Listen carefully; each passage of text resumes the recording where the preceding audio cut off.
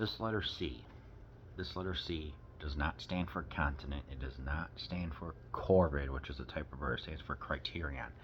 This is their release of Scanners from David Cronenberg. This is the 1981 movie. It's 103 minutes long. Color monaural 178:1 aspect ratio. I don't know what that is. Whoop-de-doo. And of course, this is a spine number, so it's number whatever. I don't know. And 181 or something like that. And you know what? I heavily enjoyed this movie. So there's this new group of human beings that are called scanners that can display psychic powers. Be able for like destructive telepathic abilities is nabbed by agents of a mysterious rogue organization, and a trademark Cronenberg combination of the visceral and cerebral. This is definitely a dang good movie. It was the Canadian director's breakout hit in the U.S.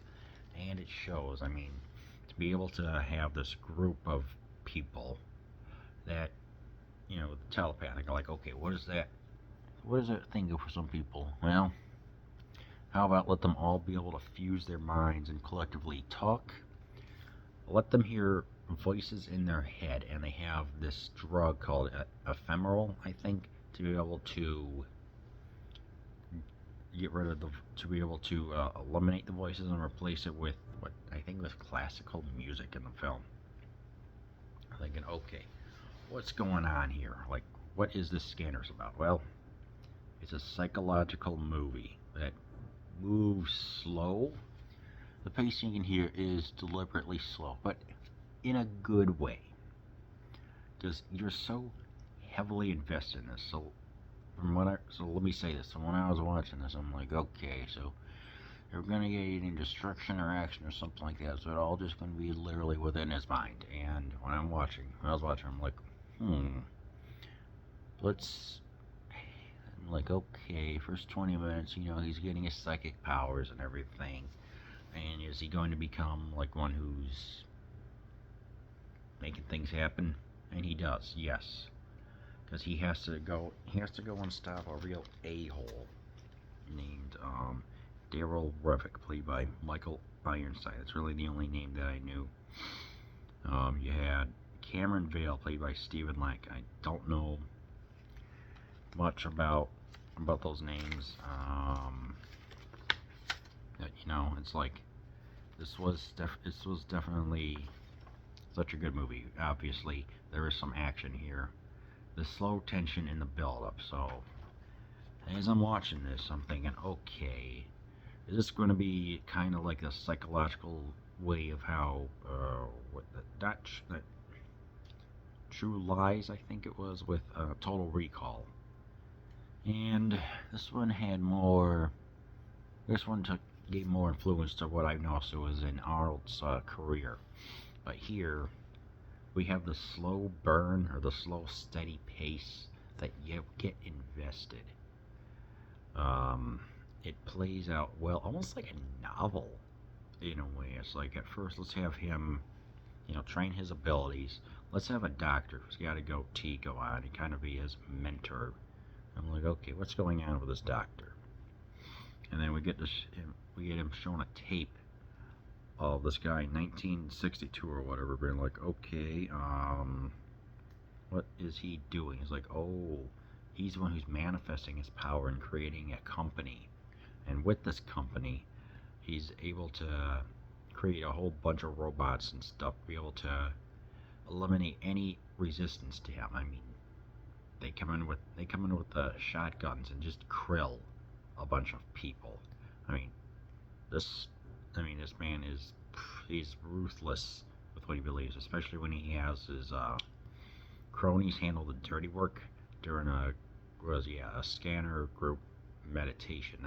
That was interesting to see. They just come in and just eliminate them. I'm like, he's not pulling any punches. This guy makes stuff happen. Let's just put it that way.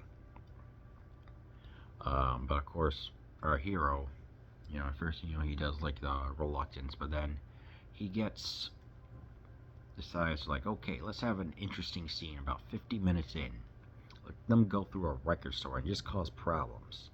I mean, record store gets busted and everything, and that was just quite the intensity. It comes through, and then eventually we get to see her here. We get to see that Cameron and Daryl are brothers. I know, must have been kind of shocking for back then, but nowadays they kind of look at it because their doctor, Paul Ruth, was the father, and he developed the ephemeral drug.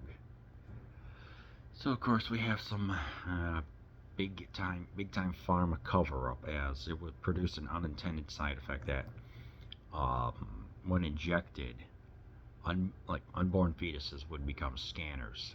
Yeah, I was surprised by that. Me working in the medical field, I'm like, it's still relatable even 45 years later. So yeah, I'm just like, good stuff right here. Obviously, like I said, we get music from Howard Shore, who would do The Lord of the Rings. And this movie felt like it was a combination of kind of setting new precedents. What I saw, obviously, with the slow burn and everything else, and stories, like I was reading here from the notes, stories of humans born with psychic powers who represent a possible next step in evolution have been around for decades. Important novels on the theme include A.E. Van Voigt's Slain, 1940, and Theodore Sturgeon's More Than Human, 53, Nigel Neal's TV series Quatermass in the Pit, 58 to 59, filmed 67. Inverted the premise, suggesting that second abilities like telekinesis were throwbacks to the strains of humanity tinkered with by alien invaders in prehistory. Episodes in Twilight Zone, Penny for Your Thoughts, blah blah blah blah. There's also Carrie, which kind of was the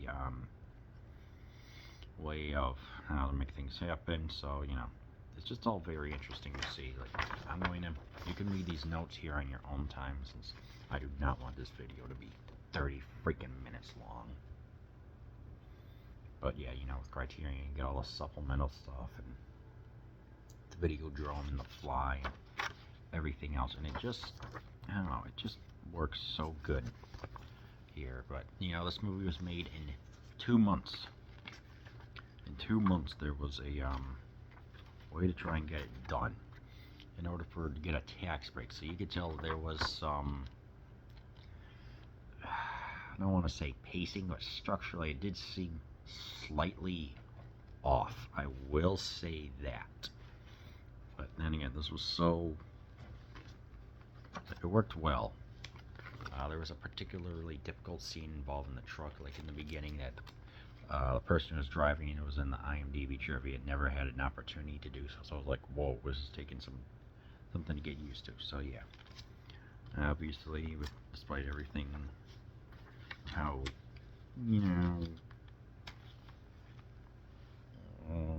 the limited shooting, it worked so dang well. Of course, there were sequels.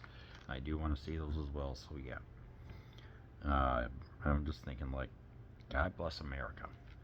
But what I found to be odd was, like when they were in the record store, Frank Zappa's Chic Your Booty was in there, and they also prominently featured a poster of Atlanta Rhythm Section Champagne Jam. That was weird. Like, I like it. I like Atlanta Rhythm Section of Frank Zappa, but why have that poster there? I don't know. It was just whatever. But yeah, highly recommend you watch Scanners.